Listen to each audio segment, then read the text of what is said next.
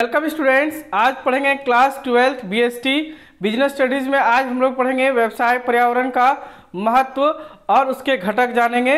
इससे पहले हम लोग व्यवसाय पर्यावरण का अध्ययन पढ़ चुके हैं और बीएसटी के जितने भी क्लासेस हैं वो प्लेलिस्ट में है, आप देख सकते हैं। और सबसे पहले अगर चैनल में आए हैं तो एक बार सब्सक्राइब कर दें। और आइए चलिए बात करते हैं, पढ़ाई पे आगे बढ़ते हैं। क्या है व्यवसायिक पर्यावरण का महत्व? आज केवल अंडरस्टैंड का है, ठीक है। आज अगर अच्छे से समझ गए तो आपको नोट्स का भी जरूरत नहीं पड़ेगा, आप इसका सारा आंसर खुद से लिख सकते हैं। देखिए है क्या, देखिए व्यवसायिक पर्यावरण के महत्व, क्या महत्व है इसका आज जानेंगे, इसके इम्पोर्टेंस क्या है, ठीक है। तो सबसे पहले संभावनाओं तथा अवसर का पहचानना। देखो व्यवसाय पर्यावरण क्यों अध्ययन करते हैं ना, सबसे बड़ा कारण है कि हम लोग व्यवसाय पर्यावरण का अध्ययन क्यों करें। इस प्रश्न का उत्तर आज हमको मिल जाएगा। तो व्यवसाय पर्यावरण का अध्ययन इसलिए करेंगे ताकि हमको सभी संभावना और अवसर का पता चल जाए। इसलिए करेंगे क्योंकि ताकि हमको संभावनाएं और अवसर का पता चल जाए कि किस व्यवसाय को करने की संभावना या तो अवसर होती है जिसको हम करेंगे बाजार में रुक सकते हैं और सफलता प्राप्त कर सकते हैं। इसीलिए हम क्या करेंगे, संभावना और अवसर को ढूंढेंगे। व्यवसायिक पर्यावरण में सबसे पहले यही कार्य किया जाता है, ठीक है। दूसरा है कि खतरे की पहचान पहले कर लेना। खतरे की पहचान, प्रत्येक व्यवसाय जोखिम भरा होता है। ध्यान से सुनिएगा, आपका सारा हो जाएगा, लिखने का भी जरूरत नहीं पड़ेगा। अगर लिखना है तो यही बात लिख दीजिए। प्रत्येक व्यवसाय जोखिम भरा होता है और आप भावी जोखिम, भविष्य में होने वाले जोखिम का पहले से ही पता लगा सकते हैं। व्यवसाय पर्यावरण अध्ययन करके आप देख सकते हैं कि उसमें कौन सी हानि होने वाली है या किस प्रकार की लाभ होने वाली है। भावी गतिविधियों का ज्ञान पहले ही कर लेते हैं, इसीलिए व्यवसायिक पर्यावरण का अध्ययन करना आवश्यक है। नेक्स्ट है उपयोगी साधनों का दोहन। व्यवसायिक पर्यावरण का अध्ययन करने से हम उपयोगी साधनों का उपयोग कर सकते हैं या तो दोहन कर सकते हैं। हम केवल उन साधनों का उपयोग करेंगे जो हमारे लिए सर्वश्रेष्ठ होगा और कुशलतम होगा।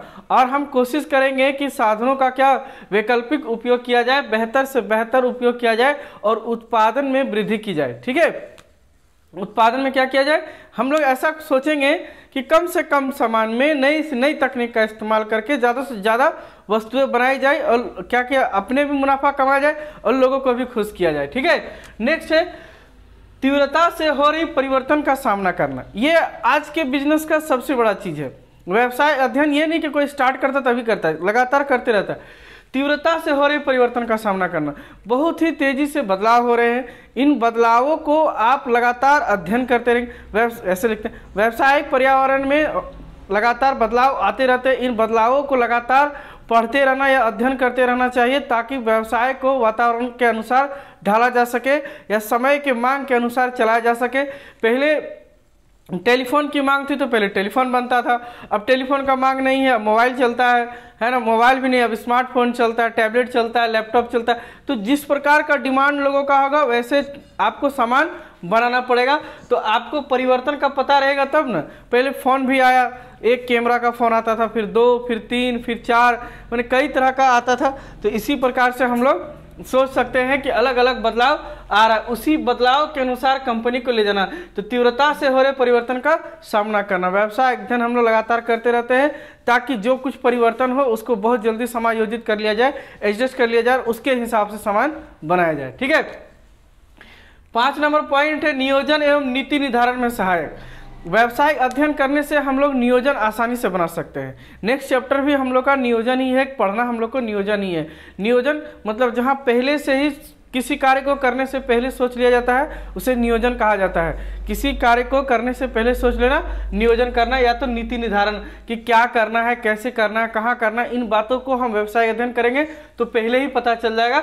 इसीलिए नियोजन एवं नीति निर्धारण में सहायक होती है। क्या करे, कैसे करे, किस प्रकार करे, किस प्रकार व्यवसाय को आगे विकास की ओर ले जाए, इन बातों का निर्धारण अगर हम व्यवसाय पर्यावरण का अध्ययन करते हैं तो पहले ही लगा लेते हैं। और है निष्पादन में सुधार। निष्पादन का मतलब होता है कि अंतिम करने में, है ना, अंतिम तक सुधार कर सकते हैं। मतलब कोई परेशानी होगा, उस परेशानी से लड़ करके हम कोई वैकल्पिक उपाय निकाल करके और उसको क्या कर सकते हैं, सुधार कर सकते हैं, एनालिसिस कर सकते हैं जिसको कहते हैं। तो निष्पादन में सुधार, अगर व्यवसायिक पर्यावरण में किसी प्रकार की गतिविधि या हलचल हो रही है जो सामान्य नहीं है, असामान्य है, उसको हम क्या कर सकते हैं, कुछ विधि द्वारा उसको सुधार सकते हैं। इसी को कहेंगे निष्पादन में सुधार। तो ये था महत्व, क्यों करें हम लोग अध्ययन। अगर क्वेश्चन अगर आज का होगा तो व्यावसायिक पर्यावरण का महत्व क्या है, या तो व्यावसायिक पर्यावरण का अध्ययन क्यों करें, आखिरकार व्यावसायिक पर्यावरण क्या उपयोगी है, उसका क्या मतलब क्यों उसको पढ़ना चाहिए या क्यों करते रहना चाहिए व्यावसायिक अध्ययन, तो सारा का उत्तर आज यही हो जाएगा। ठीक है, इसी को आप आराम से देखिए, नॉर्मल शब्द है ये सारे, है ना, खुद से भी बना के लिख सकते हैं, सिर्फ आपको मेन पॉइंट्स ही याद रहना चाहिए। ठीक है, नेक्स्ट है कि व्यावसायिक पर्यावरण के घटक, कुछ मुख्य घटक है, 5 घटक है, गिन के 5 है। ठीक है, 5 घटक है व्यावसायिक पर्यावरण का, इसी का अध्ययन करना है, मैंने 5 तरह का व्यावसायिक पर्यावरण का अध्ययन करना है आपको। कौन कौन से, तो सामाजिक, तकनीकी, आर्थिक, राजनीतिक और कानूनी। लेकिन मुख्यतः आपके इस बार क्लास 12th में सबसे ज़्यादा जो पढ़ना है वो है आर्थिक पर्यावरण, जो है आपको स्पेशल पढ़ना है। नई आर्थिक नीति 1991 पढ़ना है ना। इसके विषय में एक क्लास इकोनॉमिक्स में भी आप लोग 11th क्लास में पढ़े होंगे, नई आर्थिक नीति, उदारीकरण, निजीकरण और वैश्वीकरण। ऐसे नेक्स्ट क्लास तो मेरा उसका होना ही है, ऐसे पहले से भी इकोनॉमिक्स में भी पढ़ा चुके हैं, लेकिन पढ़ाएंगे फिर से। तो सामाजिक पर्यावरण, तकनीकी पर्यावरण, आर्थिक पर्यावरण, राजनीतिक पर्यावरण और कानूनी पर्यावरण। जिसको व्यवसाय चलाना है, जिसको व्यवसाय में सफलता पाना है, व्यवसाय में जिसको आगे बढ़ना है या सबको मात दे करके आगे बढ़ना, बड़ा कंपनी बनना है, अगर उसका सपना ये है तो वो इन चीज़ों का अध्ययन लगातार करते रहेगा, तभी वो व्यवसाय को सफल बना सकता है और ज़्यादा से ज़्यादा लाभ कमा सकता है। ठीक है, अब है क्या सामाजिक पर्यावरण। अब आते हैं, ये 5 है, सामाजिक, तकनीक, आर्थिक, राजनीतिक एवं कानूनी पर्यावरण। सब सेम है, कुछ को आज देख लेते हैं, उसमें से आज भारत का कुछ खास चीज देखेंगे।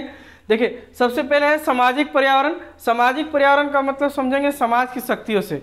तो समाज में कैसे शक्तियाँ, समाज के लोग, समाज किस तरह का वस्तु चाहता है, उनकी आवश्यकताएं क्या है, वो किस प्रकार के रीति रिवाज के हिसाब से वस्तु चाहते हैं। तो अब राजस्थान में हम कौन सा टोपी बेचेंगे, तो राजस्थान में पगड़ी बिकती है, तो वहाँ के लिए उस तरह का सामान ले जाना होगा। अब बिहार आ जाएंगे तो बिहार में लोग गमछा रखता है ना, तो बिहार के लिए गमछा ना चाहिए, तो बिहार के लिए गमछा चाहिए।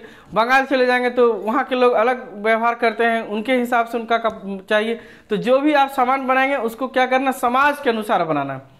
इसीलिए समाज का पर्यावरण का अध्ययन करना बहुत आवश्यक है कि किस तरह के लोग किस तरह की वस्तुएं पसंद करते हैं। इन सब साथ साथ देखना होता है, जैसे शराब है, शराब बहुत सारे राज्यों में बैन है, तो उसके लिए बंद है, तो आप मान सकते हैं कि सामाजिक पर्यावरण में बाधा डालती है, समाज में कुछ चीज़ें बाधा डालती है। तो उसको देख करके आपको, जैसे हमें फैक्ट्री ही लगाना है तो हम बिहार में शराब का फैक्ट्री लगा दें, बिहार में तो बैन है तो वहाँ नहीं लगा सकते, तो कहीं और लगाना पड़ेगा हमको ले जाकर के, ताकि वहीं से हमारा चले। तो उसी प्रकार है कि सामाजिक पर्यावरण का आपको अध्ययन करते रहना, लगातार अध्ययन करते रहना। ये नहीं कि एक बार कर लेंगे खत्म हो जाएगा। बिजनेस का नियम है कि इसको कंटिन्यू करते रहना है, जब तक करते रहना है तब तक बिजनेस चलते रहेगा। कि सामाजिक शक्ति जैसे रीति रिवाज, मूल्य, सामाजिक बदलाव, दिन के दिन समाज में बदलाव भी आ जाती है, कई सारा बदलाव। कई बार बहुत सारी चीज़ों को बैन कर दिया जाता है, बिकती नहीं है। जो कई बार नूडल्स में पाया गया था कुछ केमिकल का मात्रा, तो नूडल्स को बैन कर दिया गया था। तो ऐसे भी कुछ कुछ चलती रहती है, तो उनको ध्यान में रख करके आपको सामान बनाना है। लोगों के सेहत के लिए, लोगों के हित के लिए वस्तुएं बनाई जाती है, ना कि उनका कोई नुकसान हो जाए। ठीक है, यहाँ तक तो ठीक है। नेक्स्ट है आर्थिक पर्यावरण।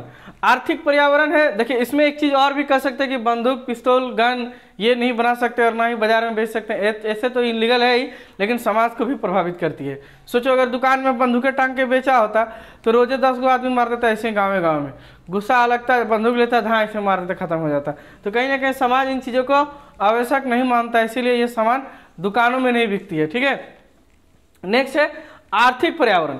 कुछ पर्यावरण आर्थिक होती है, जैसे कि ब्याज दर, बैंक दर, लोन का दर, जो है लोगों की आय में वृद्धि, खपत, खर्च, बचत, ये सब जो है कई ज़्यादा हम लोग को व्यवसायिक पर्यावरण को प्रभावित करती है।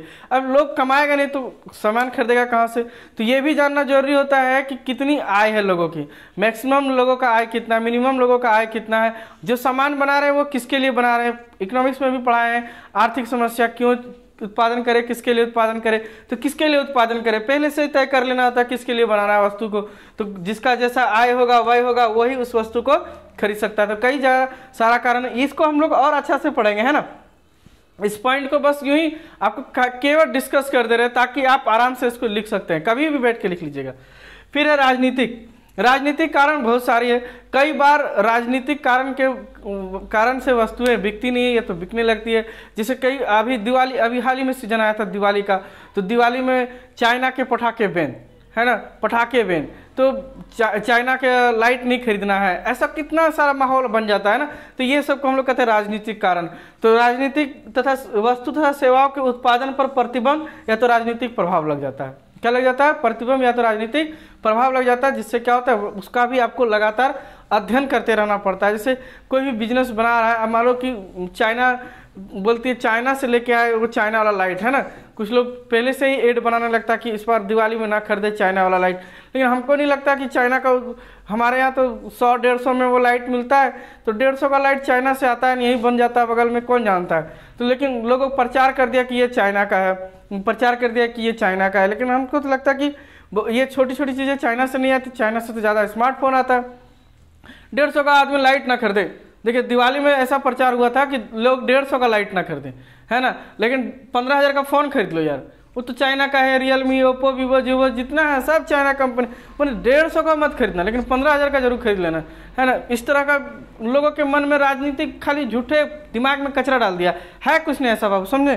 किसी ऐसा अगर दुश्मनी होता तो चाइना से सामान ही नहीं आता भाई, एकदम नहीं लेंगे, ऐसा कुछ नहीं है। सब यहीं का है, बहुत सारा इसमें टैक्स फिरौती रहता है कि यहीं पर बना लो, चाइना के नाम पर बेच दो, टैक्स बच जाता है, बहुत कुछ बच जाता है। ये सब बहुत बड़ा गेम है, लोगों को खाली उलझाना है, सुलझाना है। कुछ राजनीतिक कारण होता है जिस कारण से हम लोग को प्रभावित कर दिया जाता है। लेकिन कहीं ना कहीं व्यवसाय पर ये राजनीतिक कारण कहीं ना कहीं व्यवसाय को प्रभावित कर देती है, वस्तुएं नहीं बिकने लगती है ना, क्योंकि इनका बहुत बड़ा हाथ होता है। ये कुछ भी गड़बड़ सड़बड़ बोल देगा, बस वस्तु नहीं बिकेगा, ठीक है। तो इन लोगों को वहीं रहने दें, हम लोग को बिजनेस करना है, बिजनेस करते रहते हैं। देखिए कानूनी पर्यावरण, कंपनी के बाहर एक नियम होती है, कंपनी के अंदर भी एक नियम होती है। इसको हम लोग नेक्स्ट क्लास में पढ़ेंगे कि कंपनी के बाहर और कंपनी के अंदर। यह क्लास 11 का बीएसटी में आप पढ़े होंगे, पार्षद नियम, पार्षद सीमा नियम, है ना।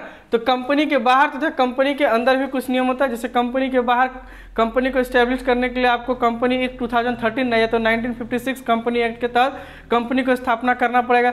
कंपनी के अंदर भी बहुत सारा रूल होता है जिसके अनुसार आपको काम कराना है। जैसे 18 साल से कम लड़का या लड़की मतलब बच्चे को काम नहीं कराना है, वयस्क को काम कराना है, योग्यता अनुसार कार्य देना है। काम कराना इसका मतलब थोड़ी कि 24 घंटा काम कराना है, उसको लिमिट है 8 घंटा काम कराना। तो इन सब बातों का भी ध्यान रखना पड़ता है दिन के दिन, है ना। तो ये भी उसके लिए क्या है, आवश्यक है। और सबसे बड़ा है जो है तकनीकी पर्यावरण सबसे ज़्यादा, क्योंकि टेक्नोलॉजी ही आजकल सब कुछ है। देखिए टेक्नोलॉजी है, नई तकनीक का ज्ञान, उत्पादन को कुशलतम तकनीक, है ना। नई तकनीक का जितना ज्ञान होगा, उत्पादन लागत कम होगा, उत्पादन में वृद्धि होगी, है ना। उत्पादन का कुशलतम उपयोग होगा और ज़्यादा से ज़्यादा उपयोग किया जाएगा। तो तकनीक बहुत बड़ी फैक्टर बनती है। ये तकनीक जो है इन लोगों का बदलाव कर देता है। जैसे आज टेक्नोलॉजी ही तो है, जब हम यहाँ बैठे हैं, आप वहाँ बैठ के पढ़ रहे हैं, एक टेक्नोलॉजी का ही पार्ट है। नहीं तो पहले गुरुकुल हुआ करता था, जाके वहीं हॉस्टल में बैठ के पढ़ना पड़ता था, फिर स्कूल आया, स्कूल से आज मॉडर्न है। देखिए मैं यहाँ से पढ़ा रहा हूँ, आप वहाँ आराम से बैठ के पढ़ ले रहे हैं। तो ये तकनीकी भी कहीं ना कहीं पर्यावरण को प्रभावित करती है ना। जब तकनीक बदल जाती है, टेक्नोलॉजी बदल जाती है, तो वस्तुओं का मांग जो है पीछे वाली बदल जाती है। जैसे कीपैड फोन होता था पहले, कीपैड, है ना, बटन वाला, अब उसका डिमांड बहुत कम है। अब सब कोई स्क्रीन टच फ़ोन लेना चाहता है, या तो स्मार्टफोन लेना चाहता है, या टैबलेट रखना चाहता है। अब लोगों का डिमांड और बदलते जा रहा है, मिनिमम घरों में पीसी या लैपटॉप अवेलेबल हो जा रहा है। तो लोगों का जैसे जैसे तकनीकी इच्छाएं भी बढ़ने लगती है, और तकनीक ही ऐसी चीज़ है जो लोगों की इच्छाओं को जागृत करती है, ठीक है, ये भी याद रखना। तो भारत में आर्थिक पर्यावरण क्या है, इसके बारे में थोड़ा डिस्कस कर लेते हैं। उसके बाद नेक्स्ट डे जो है हम लोग पढ़ेंगे नई आर्थिक नीति। क्या पढ़ेंगे? नई आर्थिक नीति। इसके बारे में हम लोग नेक्स्ट डे पढ़ेंगे, नई आर्थिक नीति 1991, है ना, न्यू इकोनॉमिकल पॉलिसी 1991, ठीक है। इसके बारे में नेक्स्ट क्लास में पढ़ेंगे। तो देखिए अब तक अगर आप समझ रहे हो तो एक बार लाइक कर दीजिए। एनर्जी जो है ना बनी रहता है, थोड़ा सा बनता है बस, है ना। तो देश में आर्थिक विकास की स्थिति, हमारे भारत का पर्यावरण कैसा आर्थिक। तो सबसे पहले भारत इसलिए लिए कि my country is best country, directly देश में आर्थिक विकास की स्थिति। पहले व्यावसायिक अध्ययन करने के बाद आप देखेंगे कि वस्तु बनाएंगे, बेचेंगे, कितना बनाएंगे, कितना बेचेंगे, अगर देखना है तो देश का आर्थिक हालत देखना जरूरी है। मान लो हमको ये 1 लाख मार्कर बना दिए, अब लोग डिजिटल बोर्ड का इस्तेमाल करने लगेंगे अधिक से अधिक, तो इसका क्या करेंगे, ये चलेगा नहीं, उसके लिए अलग मार्कर लगेगी। तो देश में आर्थिक विकास की स्थिति देखना पड़ेगा कि कंट्री में ग्रोथ रेट क्या है, देखना होगा कि कंट्री में ग्रोथ रेट क्या है और कितना है, उस हिसाब से वस्तुओं तथा सेवाओं का क्या किया जाएगा, उत्पादन किया जाएगा। नेक्स्ट है आर्थिक ढांचे का मिश्रित अर्थव्यवस्था का स्वरूप में निजी तथा सार्वजनिक की भूमिका। आर्थिक ढांचा पहले दो तरह का ढांचा था, पूंजीवाद और समाजवाद, है ना। तो पूंजीवाद समाजवाद में भारत की अर्थव्यवस्था क्या है, मिश्रित अर्थव्यवस्था, है ना, जहां पूंजीवाद और समाजवाद दोनों है। पूंजीवाद का अर्थ होता था जहां सारी कंपनियों का मालिक प्राइवेट लोग होते थे, और समाजवाद का मतलब सारी कंपनियों का मालिक सरकार होती थी। तो हमारे भारत में मिश्रित अर्थव्यवस्था में देखना होगा कि निजी और सार्वजनिक की भूमिका, माने कौन सी कंपनियां निजी है और कितना कार्य करने की उसकी क्षमता है, और सार्वजनिक कंपनियां कौन सी है उसकी कितना कार्य करने की क्षमता है। सार्वजनिक कंपनी जैसे इंडियन रेलवे है, इंडियन डाक है, ये तो कंपनियां बड़ी बड़ी कंपनी है जो भारत सरकार स्वयं चलाती है, और जबकि निजी कंपनियां बहुत है, रिलायंस है, टाटा है। तो इसका भी भूमिका को देखना होता है कि भारत में आर्थिक का क्या स्तर चल रहा है, उसी हिसाब से हम लोग इसका अध्ययन करते हैं, और हम लोग व्यवसाय को आरंभ या व्यवसाय को कंटिन्यू चलाता है, कोई भी चलाता है, चाहे वो खुद ही क्यों ना हो, सार्वजनिक वाली क्यों ना व्यवसाय हो, ठीक है। सरकार की आर्थिक नीतियां और राजस्व नीतियां, ये बहुत बड़ी बात है। सरकार की आर्थिक नीति कैसी होगी, वो कौन सा नीति बनाना चाहते हैं, कहीं वो लोन पे ज़्यादा इंटरेस्ट तो नहीं लगा देंगे, उनका राजस्व नीति क्या होगा, देश विदेश से लेन देन का नीति क्या होगा।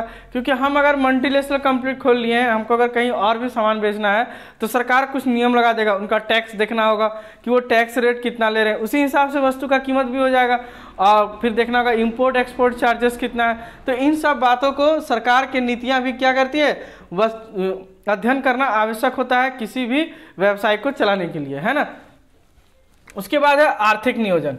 आर्थिक नियोजन वार्षिक बजट या तो नीति आयोग। आर्थिक नियोजन का मतलब है कि पहले जब देश आज़ाद हुआ तो 1951 से पंचवर्षीय योजना चलाई गई, योजना आयोग के तहत। पंचवर्षीय मैंने एक लिया जाता था, 5 वर्ष का एक लक्ष्य लिया जाता था उसको पूरा करने के लिए। तो उसमें कई बार उद्योग को बढ़ावा देने के लिए कई बार रखा गया। तो देखना पड़ता है कि आर्थिक नियोजन क्या है, सरकार किस प्रकार किस पर आर्थिक नियोजन कर रही है। ऐसे अब आर्थिक नीति आयोग को योजना आयोग का नाम बदल करके नीति आयोग कर दिया गया है। अब पंचवर्षीय योजना नहीं चलती है, अब केवल नीति आयोग के तहत काम होती है। और वार्षिक बजट भी देखना होता है कि बजट में कितना पैसा इस बार रोड पे खर्च किया गया है, सड़क पे खर्च किया गया है, परिवहन पे खर्च किया गया है, और कितना व्यवसाय को मदद दिया जा रहा है, या व्यवसाय या प्रगति में कितना खर्च की जा रही है। क्योंकि व्यवसाय के लिए बहुत ज़्यादा जरूरी तो रोड भी है, ट्रांसपोर्टिंग है, संदेश वाहन है, संप्रेषण है, कम्युनिकेशन है, ये सब बातें तो उसके लिए आवश्यक है कि सरकार कितनी अच्छी सुविधाएं देगी, कितनी ज़्यादा बिजली सेवा देगी, तब ना उद्योग चलेगा जी। रोड बना के देगा तब ना उद्योग सटासट दौड़ेगी। मान लो मैं यहाँ एक फैक्ट्री डाल दिया हूँ, यहाँ आने का रोड ही नहीं है, तो हम सामान बना के बेचेंगे कैसे। तो बहुत सारा चीज़ देखना होता है कि आर्थिक नियोजन, नीति आयोग, वार्षिक बजट सरकार किस प्रकार बनाती है, ठीक है। आर्थिक सूचकांक, जैसे बहुत सारी सूचकांक है, भारत का आर्थिक सूचकांक, भारत का आर्थिक सूचकांक अगर गिरा होगा तो निश्चिंत है यहाँ का परचेस रेट कम होगा, यहाँ के लोग ज़्यादा कीमती वस्तुएं नहीं खरीद पाएंगे, है ना। जैसे राष्ट्र है, लोगों की आय देखना बहुत जरूरी होता है, आखिरकार कितना लोगों का आय अधिक है, कितना लोगों का कम है। अब कोई प्रोडक्ट बनने लगेगा बहुत महंगा तो कितने लोग खरीद सकते हैं, तो ये सब का पहले से ही अध्ययन कर लिया जाता है। आय का वितरण, लोगों के पास कितना कितना इनकम है, किसी के पास ज़्यादा है, किसी के पास कम है, कोई अमीर है, कोई गरीब है, कोई मिडिल क्लास है। तो हर चीज़, हर लोगों के लिए कुछ ना कुछ बनाया जाता है, तो इसके लिए इनका अध्ययन करना आवश्यक होता है। जीडीपी, ग्रॉस डोमेस्टिक प्रोडक्शन, या सकल घरेलू उत्पाद जिसको बोलते हैं, gross domestic production, GNP, gross national production, ये भी देखना होता है कि राष्ट्र आय कितना है, जीडीपी कितना है, जीएनपी कितना है, बचत कितना है। जितना बचत होगा उतना ही निवेश होगा, निवेश होगा तो व्यवसाय और आगे बढ़ेगी। भुगतान शेष कितना है, किसी भी देश से या अपना देश का भुगतान शेष से पता चलता है कि हम लोग कितना कर्जे में है या हम लोग प्रॉफिट में। देश का भी स्थिति के बारे में जानना जरूरी होता है। नेक्स्ट है ढांचागत तत्व। कुछ ढांचागत तत्व है जैसे सड़क है, बैंक है, परिवहन है, संदेश वाहन है, हवाई जहाज, रेल सेवा, ये सब ढांचे में आ जाती है ना। तो ढांचागत भी बहुत ज़्यादा आवश्यक होता है व्यवसाय के लिए। जैसे बैंक होना, कई आज हम लोग कुछ दिन पहले सुने थे कि बैंक एक बैंक बंद हो गया, इलाहाबाद बैंक इंडियन बैंक में मर्ज हो गया।